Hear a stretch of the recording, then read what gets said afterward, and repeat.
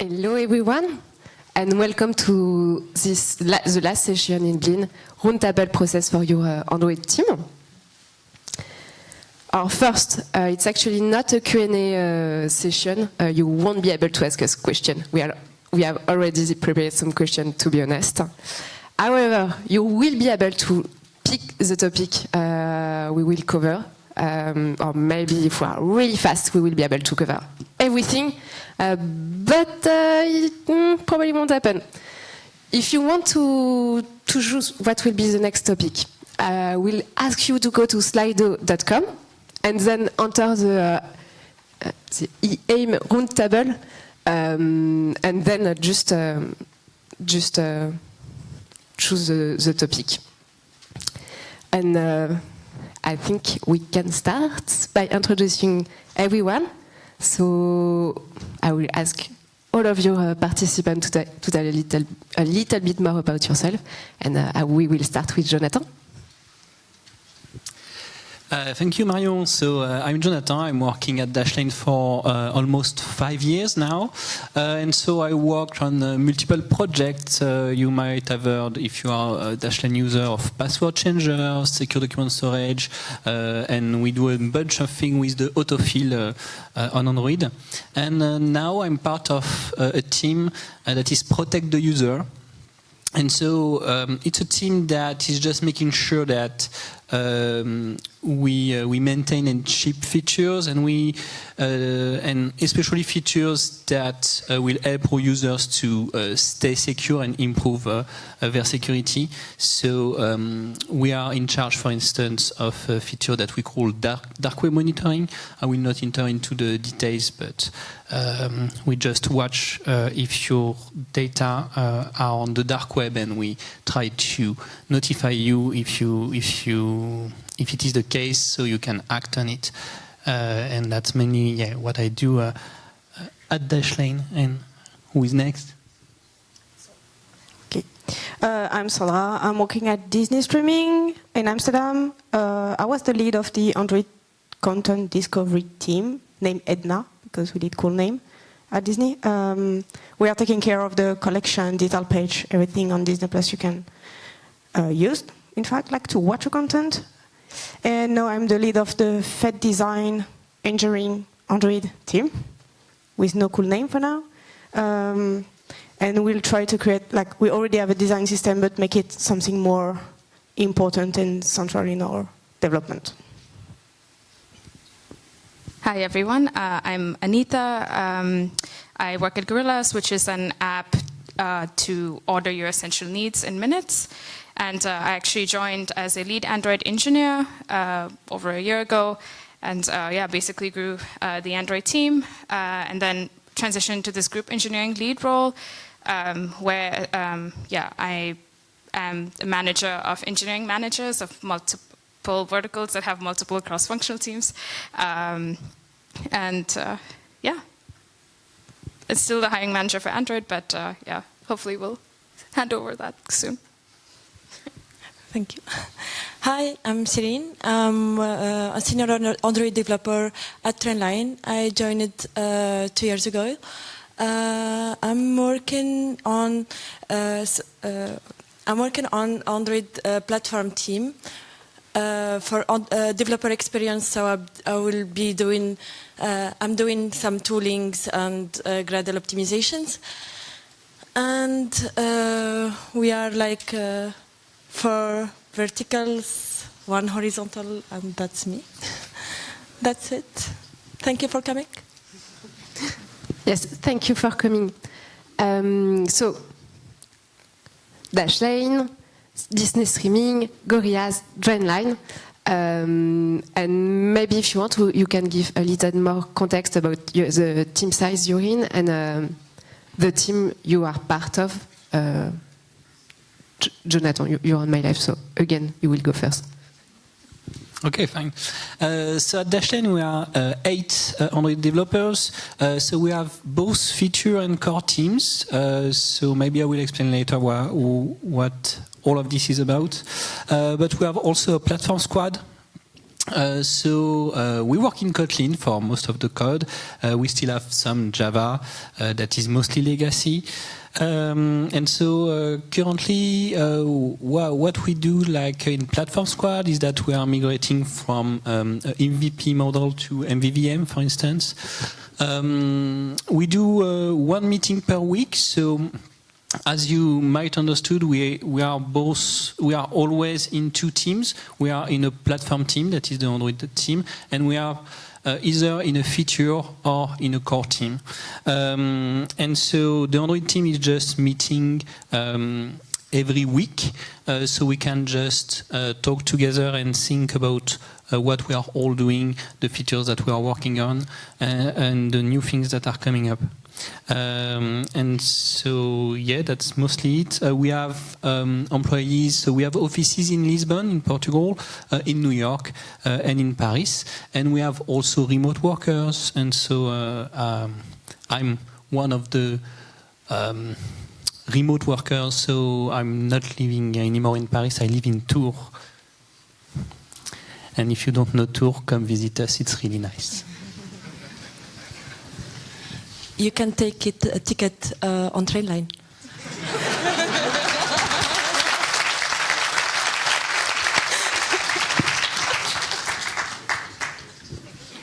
I go next? Yeah. Okay. So you can watch Disney Plus at the same time in the train. That should work. Can download the content before, like this, even if the network is not good, you still can watch content. Anyway, at Disney Streaming, we are between 45 and 55 Android developers, which is a lot. Separated in multiple teams. The main, like 40 of them, is on the client team, but we also have like SDK team, player, library, do some more special stuff, CI core, and the new team I'm on, like the design engineering team.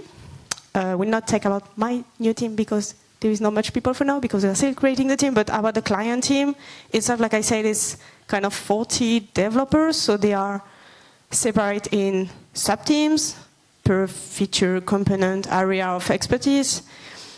Yeah, that's kind of it. And each of that sub-team are Android developer, but also QA people, TPM, like proper team in a huge team. Yeah, that's it. You can also order your essential needs from Gorilla as it is in France. But yeah, so we are actually, the Android team is 18 people. We were actually just 8 like 2 months ago, and we kind of grew overnight through an acquisition of Frishly, which is also like a Paris-based company. And yeah, we also have our weekly Android meetings, and in terms of like setup, it's very similar to Dashlane. We also have kind of like mission teams, which focus on moving certain business metrics, and we have core teams that kind of own a particular area like in depth. And so yeah, the Android developers work across these teams. Maybe something that's fun is we did launch our Rider app fully in Compose. Before Compose was stable, it was in June.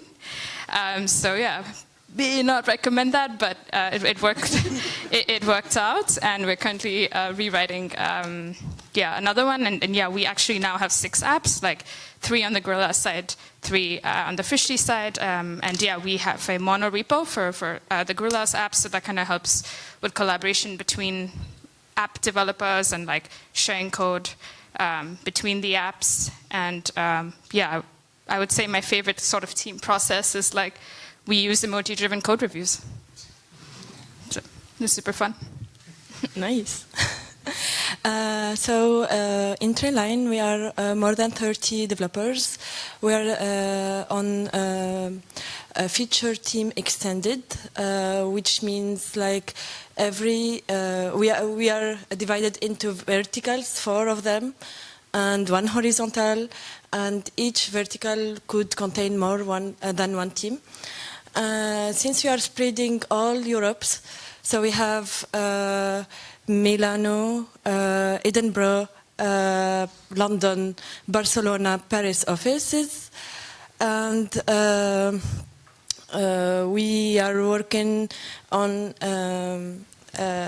we are aiming to make the ticketing and bike ticket very easy for every country. Every country have its own way to book, and it's very tricky to have it all in one app.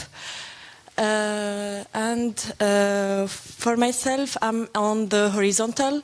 I can talk for my team. It's as I said, it's a platform, and we have digital experience, developer experience, and we are also helping developers in vertical to helping the Android community of our company to get the best ways to code, since we are a lot. And that's it. Yeah. And now that we're done with the introduction, okay. Did someone try to pick a session? Did I forget to set up something? Did it work? No, it didn't work. Okay. But let's. No, okay. No, it's working apparently. Yeah. So the thing is, I will just say it again for people who may have joined us afterward. Like you guess, we actually prepare it. There is no live Q&A in this session. We prepare a lot of questions, and there is multiple potential topics, and we will ask you to participate by picking the topic you want us to talk about. So there is on-site versus remote work, team organization, and building a successful team. Right now, the on-site versus remote work looks like a little bit ahead. Allez, well, I don't know.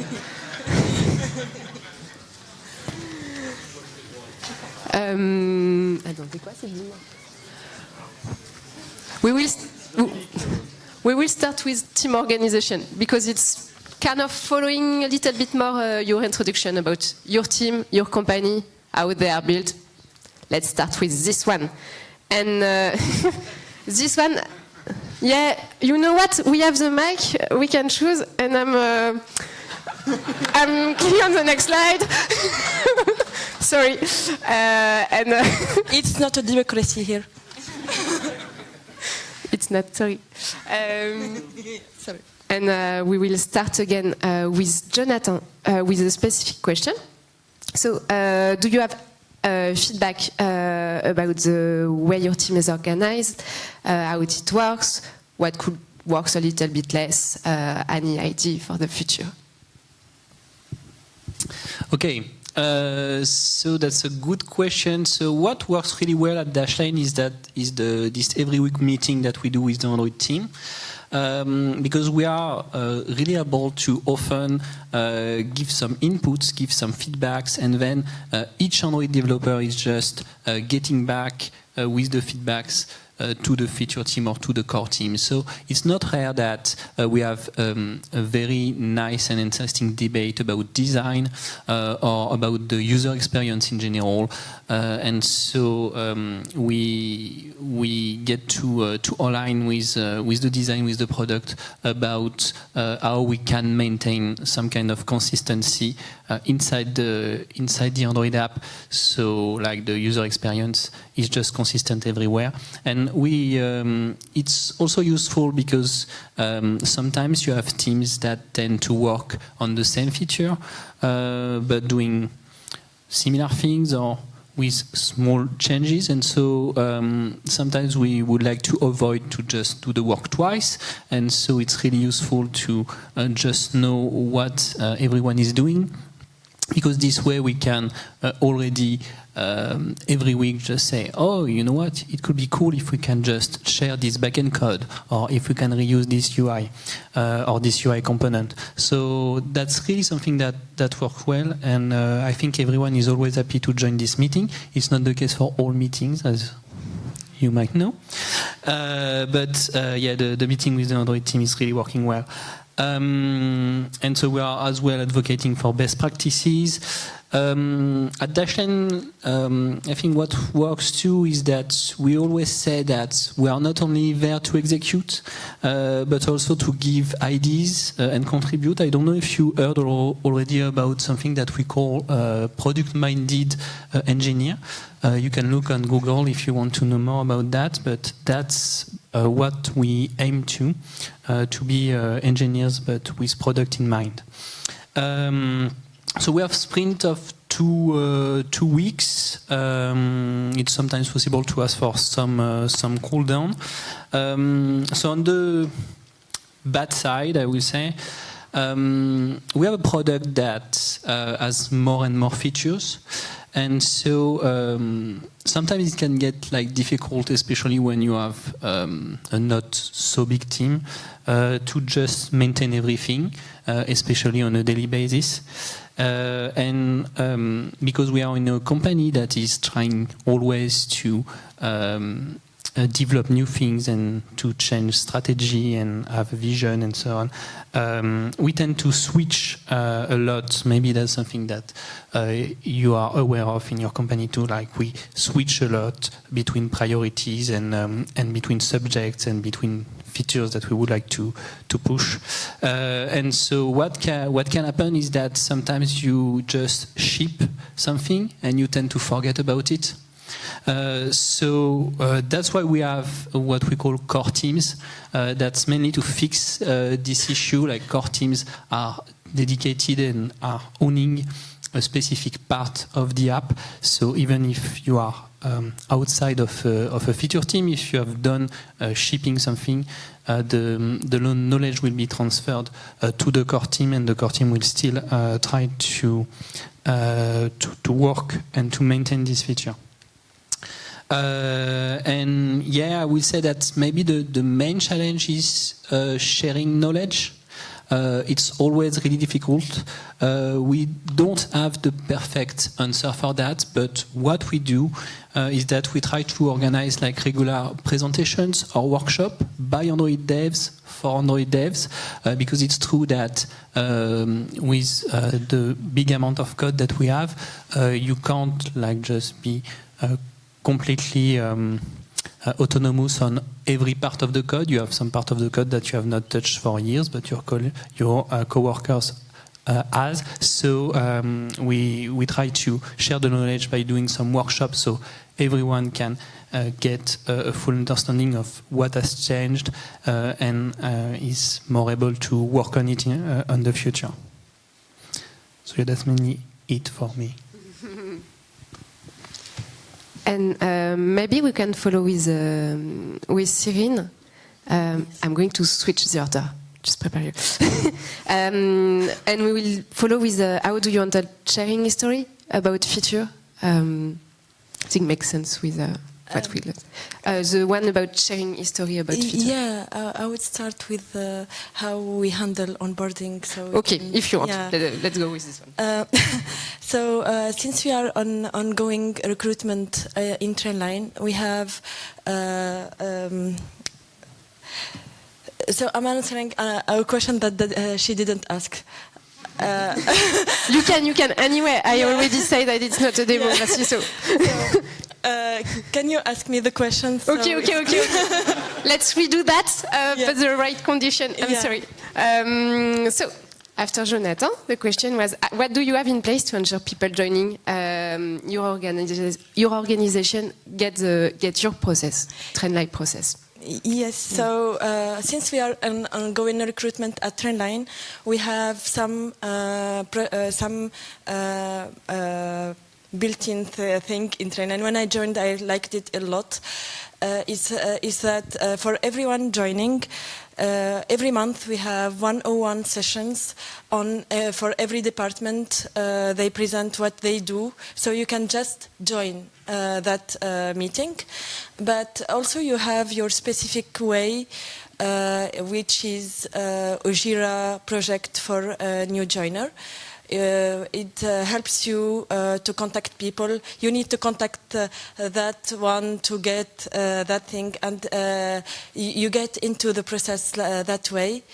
Also, it takes 1 month to finish that Jira, believe me, and and it's good because you are not intended to do anything else but integration, anything else, and also we have some drop-in session like a new starter sessions every week for everyone, and that's it, I think. You can follow up for. Thank you, Syrine. Anita, I think you also had something to add about a process to be sure that people that join your company get the process at Go. Yes. So actually similar to Trainline, we also have bunch of onboarding sessions like every month for the new joiners of the month that they can optionally join. Of course, on the Android side, there are some not so optional ones. So like we have one per app. We also have like a ways of working one where we go over like how we work as a team, how we do code reviews, RFCs, async communication, this kind of thing. I think one thing that's nice is every new joiner gets a bit of a personalized onboarding guide. But we basically have a template that we duplicate and then change things, so it's like faster and we're not spending a lot of time. I do think there's a trade-off though. If you have a lot of onboarding sessions, it can be frustrating to not get the ground running. So that's why it's important to have them be optional. And we also have each new joiner has an onboarding buddy who essentially pairs with them for their first task at least. Also, they set up the first task for you before you join and make sure you're set up for success. Thank you, Anita. The next question will be about how do you handle sharing history about features?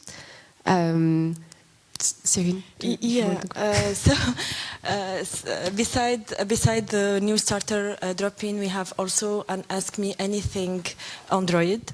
It's meant to share history, so you are coming to a project, you had to, the worst case is to add analytics. I know everyone suffer with that, and every company has its ways to do that, so you join the, so for Ask Me Anything, you can ask for analytics and have a buddy to pair with you. We value pairing in every task at Trainline.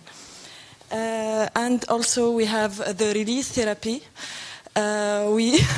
It's kind of because we are releasing every week, and we are aiming to improve that process and make it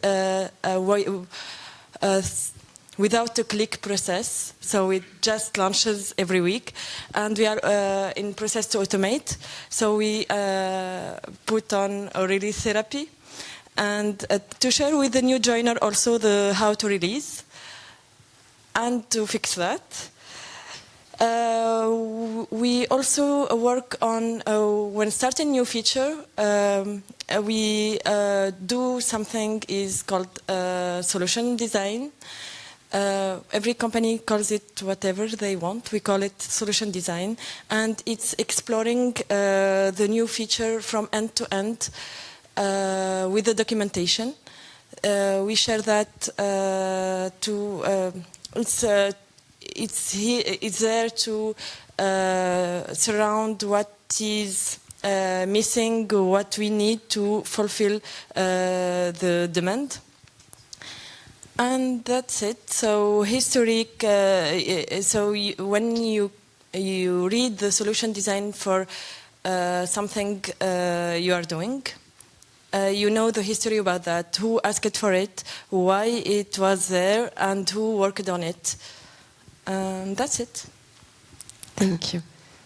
And Anita, do you want to share something about sharing a history about feature?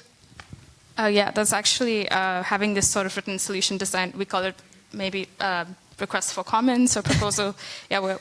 We want to move to that properly in the future. But I think something that can really help is really, really descriptive PRs. So we have like a template every time you open a PR. You add screenshots, like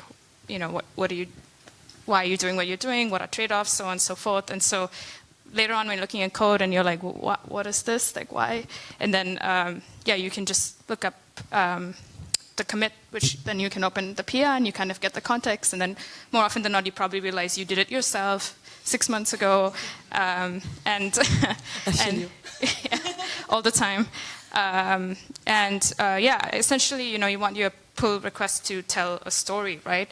And we also do like commit by commit reviews. So like each commit also in the PR sort of has details in it. So you can review like the first commit. It tells a little bit of the like introduction, and then each commit builds upon that. So it's like, so you have a lot of context over there. If I can jump on that, we have the same system about the PR. It's like GitHub is a very powerful tool for documentation and clearly underestimated for that. You have labels. It saved my life I don't know how many times when you just like select the good label for the feature you want to find out what's going on there, why we did that. So yeah, don't underestimate that PR stuff. Thanks. Thanks, Anita, and thanks, Sandra. And that was all for the team organization. This time I will follow the order to... it was still team organization, honestly. Perfect. Then we will go with on-site versus remote work. And Sandra, it's a question... No. Yeah, we will start with you. How do you work currently, full-time in office, partly remote, full remote? Let's give us the context at Disney. Okay. So right now we are partially remote.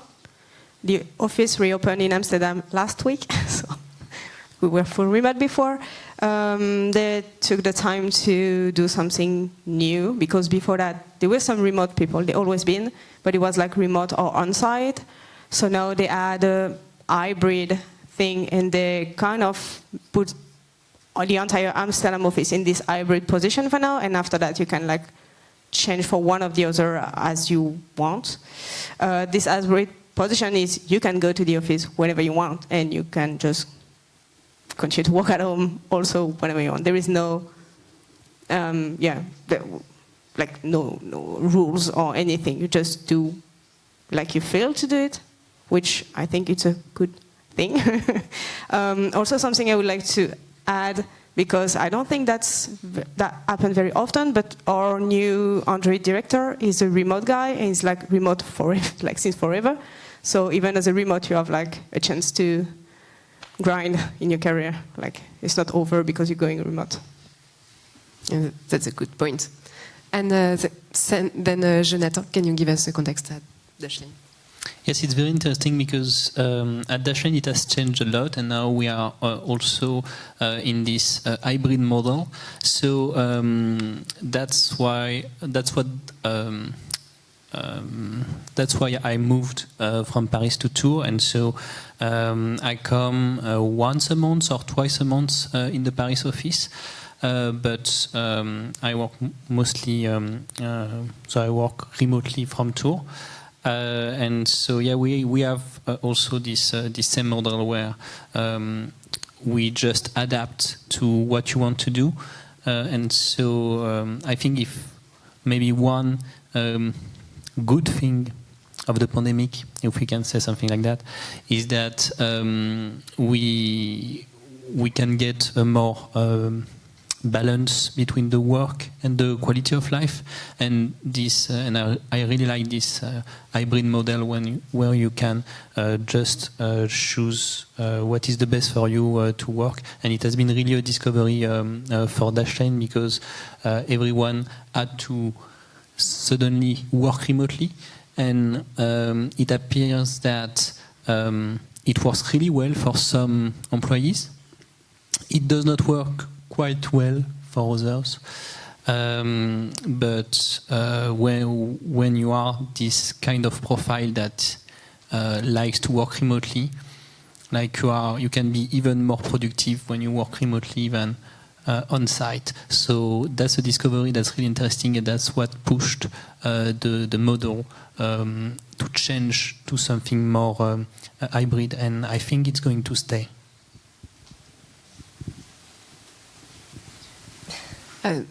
Syrine, if you want to share a bit more about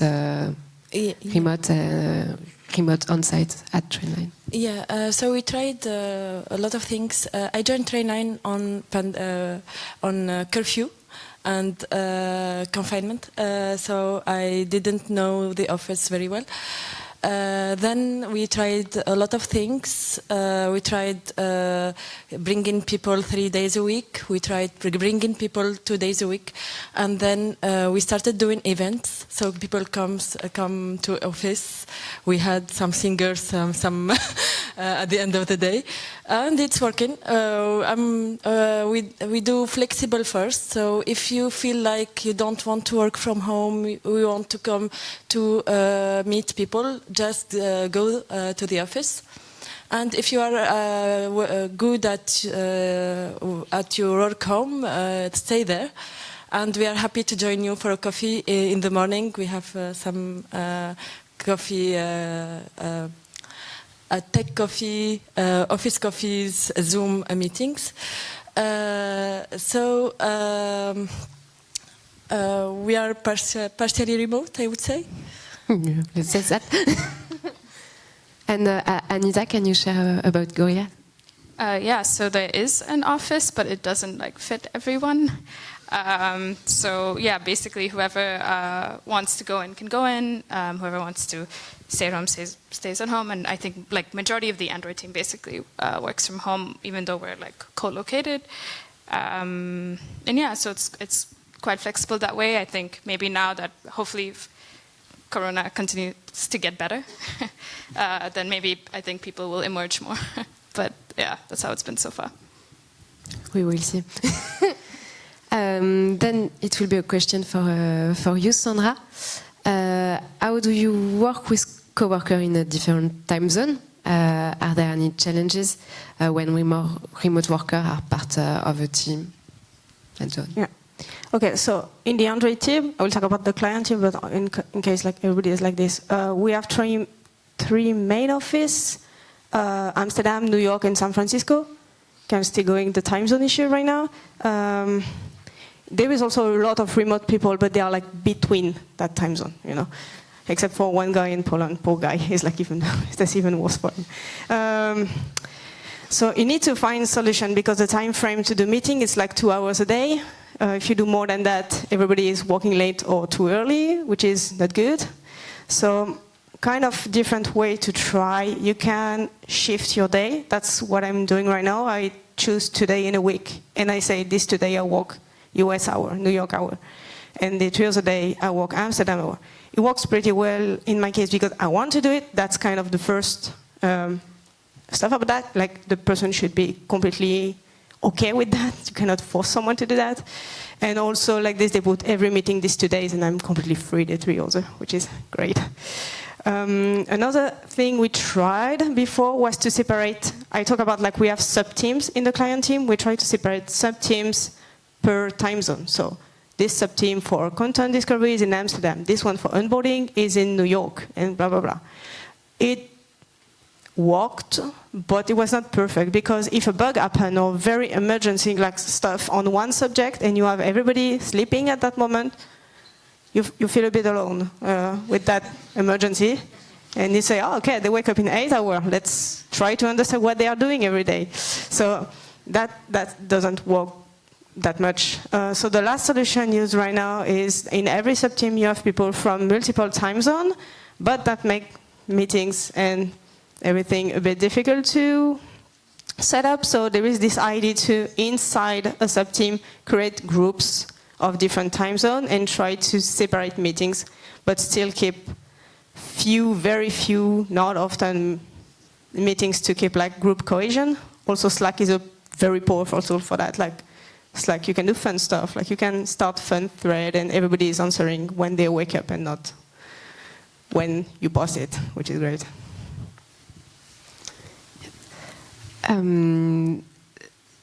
I think I will try to focus on some specific questions because we only have 10 minutes left. Jonathan, how do you handle platform work and tech debt versus feature work in your team? Yes, you are making it very difficult by just mixing questions. But let's try to answer. Yeah, so platform work versus tech debt and feature work. So for tech debt, so first, I think what is really important is that we need to measure it. So we have tools such as SonarQube, and so this tool is directly integrated into our CI. So when you open a merge request, or because we are on GitLab, so I will say merge request and not pull request. Sorry, but it's the same.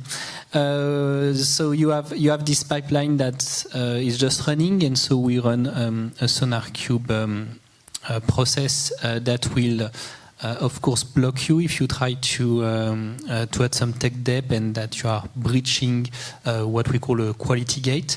That's very interesting, and so the idea is that when you work on something, we try to use just every opportunity to just improve the code. So you can be asked to do just one more step or to go one step further. Of course, you will not ask you to just do one full week of work in order to reduce the tech debt, but if it's some hours or less than one day, it can be worth it to just refactor and to remove this tech debt. So directly into the work that you do on your feature. If it's a new feature, it's another story, of course. But if it's an existing feature, we try to take all the opportunities to just do regularly and continuously small changes in order to improve the code base. So yeah, that's mostly it. And then most of the work is then done by the Android Platform Squad. So the main role of the Android Platform Squad is really to prepare for the future. So let's say we want to handle multiple users. The Platform Squad can decide that, yeah, this project is coming up, so it can be useful to rewrite the session system inside the app, so it will be easier than to add this multiple user feature directly on it. We can decide to migrate to new storage architecture. For instance, the Android Platform Squad is the one that will own the migration to the new Android version. And so they try just to be always up to date with that. So the Android Platform Squad is really here to support the other teams, and sometimes they can even do some research and development. And yeah, I will stop there. Thank you, Jonathan. I think we will switch to the next section. Sandra, for you. Any tips on scaling Android team? How to okay. Exactly? Sorry, the name of the section: building a successful team.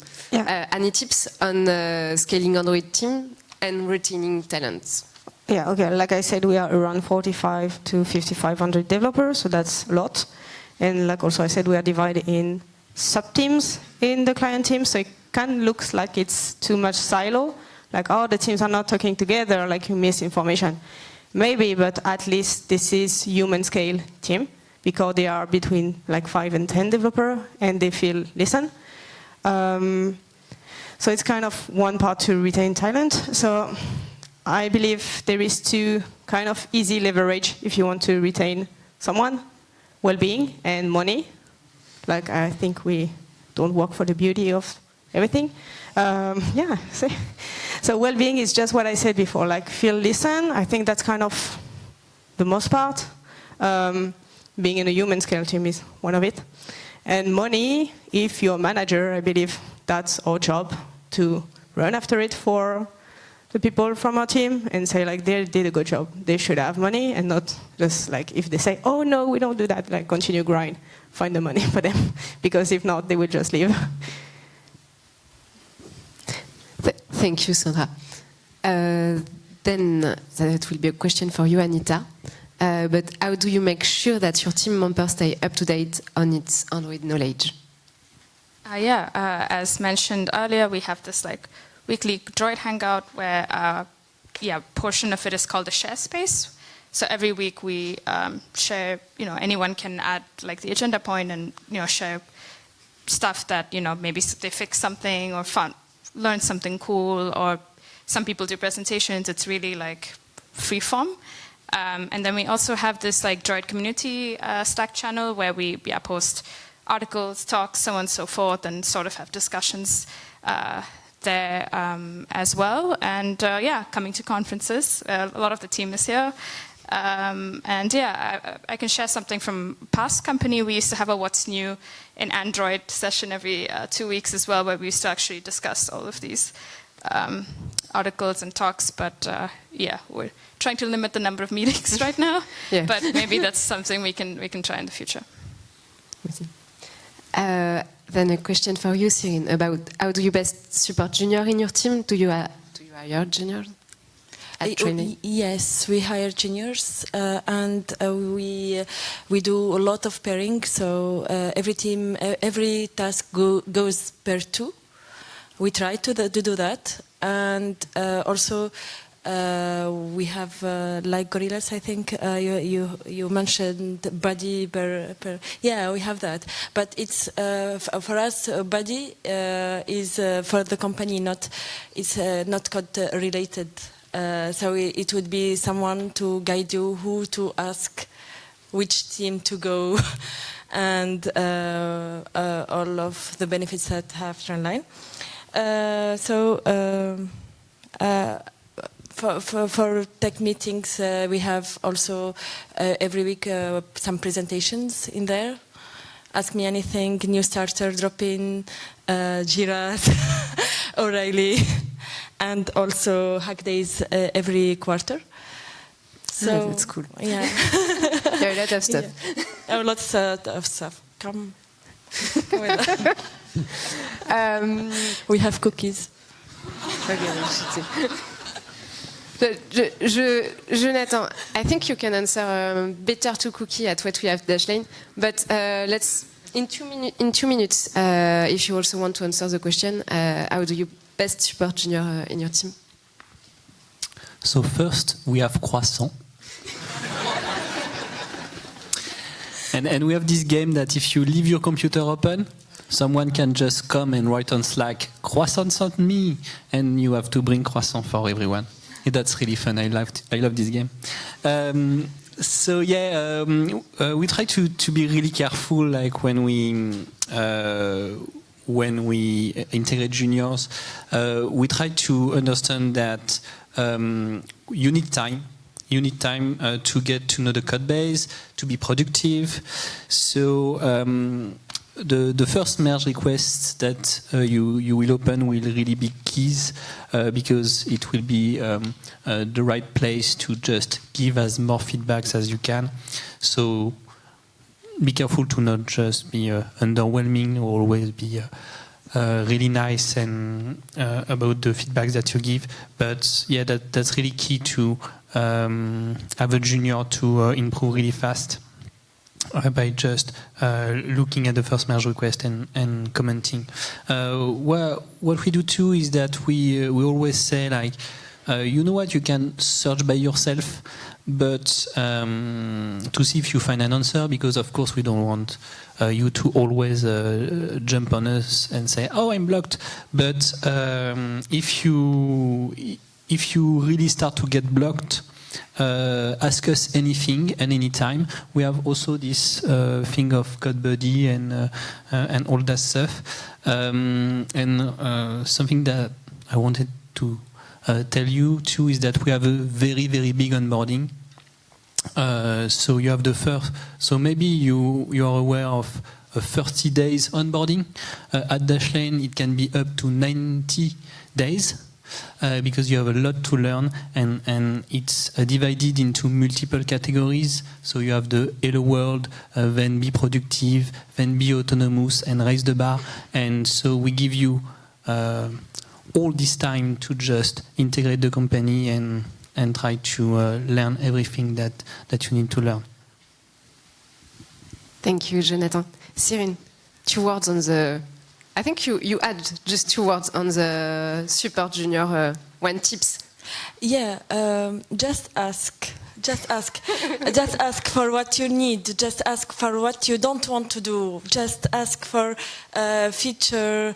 Or do whatever you want. Ask after. And don't blacklist me. But that's the tip. I can give you that, because your experience in a company is also not only valuable for the company, but for you also. So take the most of it. And no, you have the last word. But it's not finished. Quickly, let's go with the last word, Jonathan. Yeah, last word. Work is part of the life, but not the reason to live. So do not forget to have fun. Okay, experiment. We try to describe how our team works. It surely will not work for you, because you need to experiment and find what will work for you. We tried a lot of stuff. It failed. We still are doing stuff. We are pain with it. You know that? They're really strange. It works for some people, not for us. And so you need to experiment. Yeah, I think team processes can really accelerate or also hinder. So I've been in situations or teams where like it's kind of difficult to get work done, like CI is failing or meetings half the time or no one's reviewing the code, so on and so forth. So definitely like take care, and like whether you're an intern or like principal engineer, whatever, like your voice matters, like bring it up. Everyone can improve the process in the team. So do it.